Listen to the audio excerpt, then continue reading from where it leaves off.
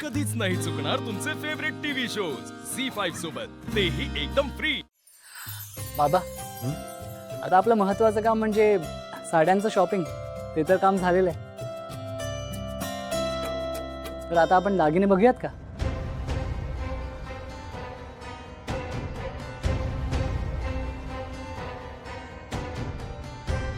दागिने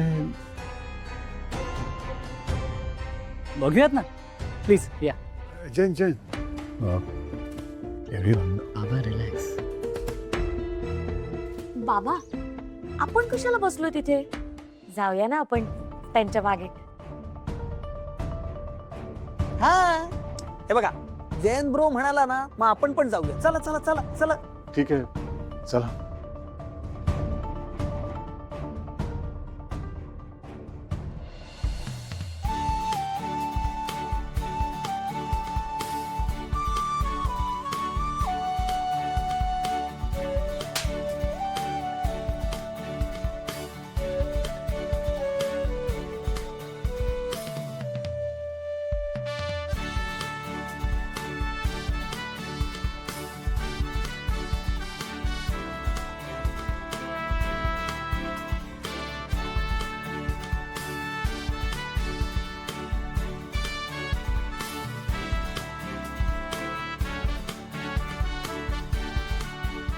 अरे तू बोला होता तिथे आहे ना, तिकडे कुठे आहे ना असणार यार. सिद्धू, अरे ताई काय म्हणतेस? अरे तू काय करतोयस इथे, ते पण ठाण्यात? ते सिद्धूसाठी मुलगी बघतायत ना, हा म्हणून तर शॉपिंगला आलो आम्ही. आमच्या मित्राचं इथेच या रस्त्यावरती दुकान आहे, हा म्हणून आलो. खरंच सिद्धू, तुझ्यासाठी मुलगी बघतायत आणि तू मला सांगितलं पण नाहीस, आणि तुम्हाला पण सांगावंसं वाटलं नाही ताईला? थांब आता, तुझ्यासाठी तर मुलगी मीच बघणार. ताई तू पण, तुम्हाला का माझ्या लग्नाची इतकी घाई आहे? मग दुसरे काम धंदे नाहीत का? ते सगळं सोड, मला सांग तू इथे काय करतेस? अरे माझ्या सासरचे आले होते इथे शॉपिंगला, त्यांच्यासोबतच आले.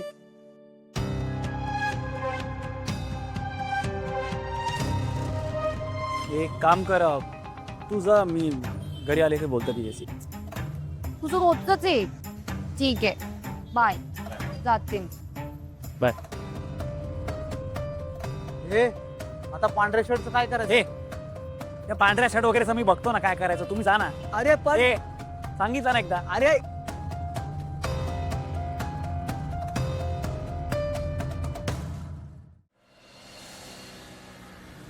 रश्मी, आज आपण बाहेर पडलोच आहोत, तर तुला हवा तो लामणदेवा पण घेऊनच टाकूया. नक्षाला दूरच्या घेऊन टाकूया, म्हणजे मुलांची खरेदी होईपर्यंत आपलं बारीक सारीक होऊन जाईल सगळं.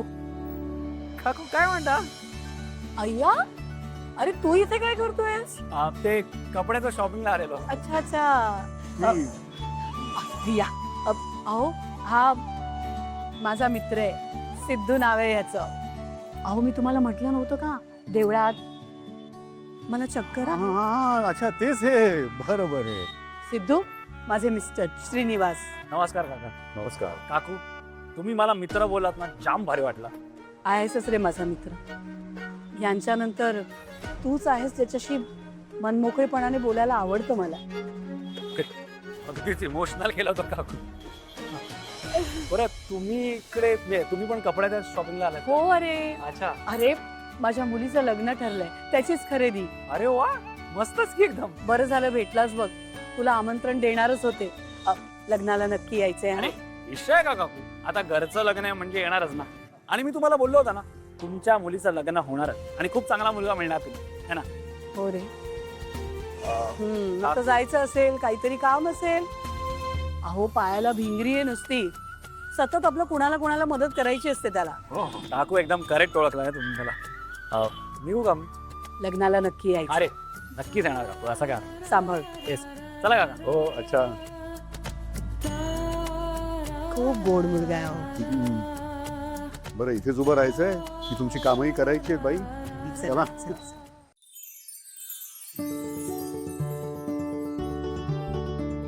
जान्हवी,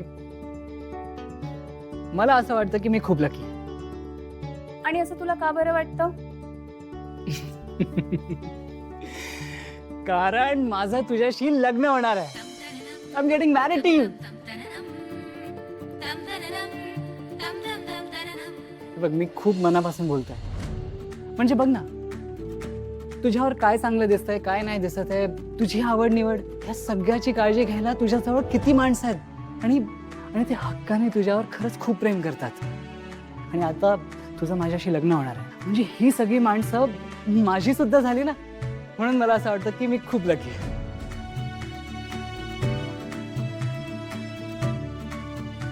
राग नसेल येणार तर एक विचारू, विचार की. ही आनंदी कोण आहे?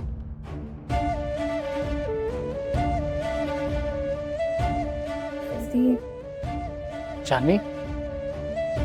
नाही म्हणजे मगाशी मी नोटीस केलं तिचा विषय निघाल्यावर भावनाताई खूप इमोशनल झाली होती.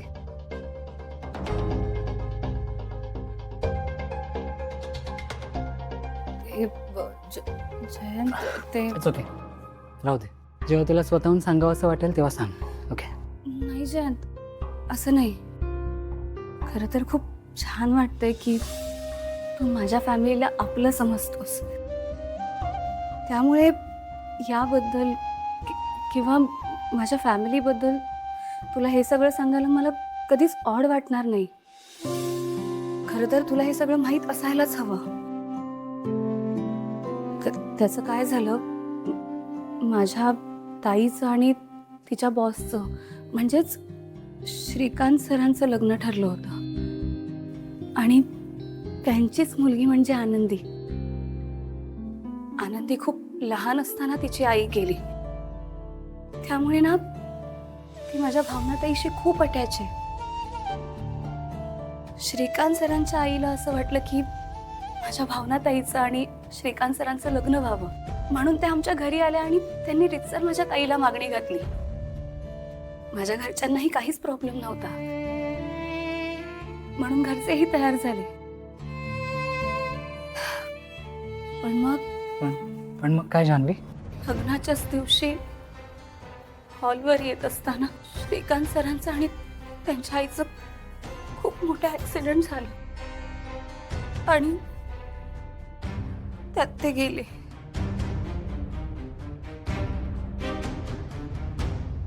त्या गाडीत आनंदी सुद्धा होती. देवाच्या कृपेने ती वाचली. काही दिवस आनंदी आमच्याचकडे राहत होती. पण त्यानंतर तिच्या आत्याने आणि तिच्या आत्याच्या मिस्टरांनी आमच्या विरोधात पोलिसात तक्रार केली आणि ते तिथून आनंदीला घेऊन गेले. त्याच वेळेस तू आमच्या मदतीला आलास आणि माझ्या आईबाबांना लॉकअप मधून सोडवलंस. खरं तर खूप भयंकर आहे हे सगळं. माझी भावनाताई सध्या खूप डिफिकल्ट सिच्युएशन मधून जाते जयंत. ती आता काय त्रास सहन करते ना हे मी इमॅजिनही नाही करू शकत. झी5 ॲप डाउनलोड करा आणि पहा सर्व एपिसोड्स एकदम फ्री.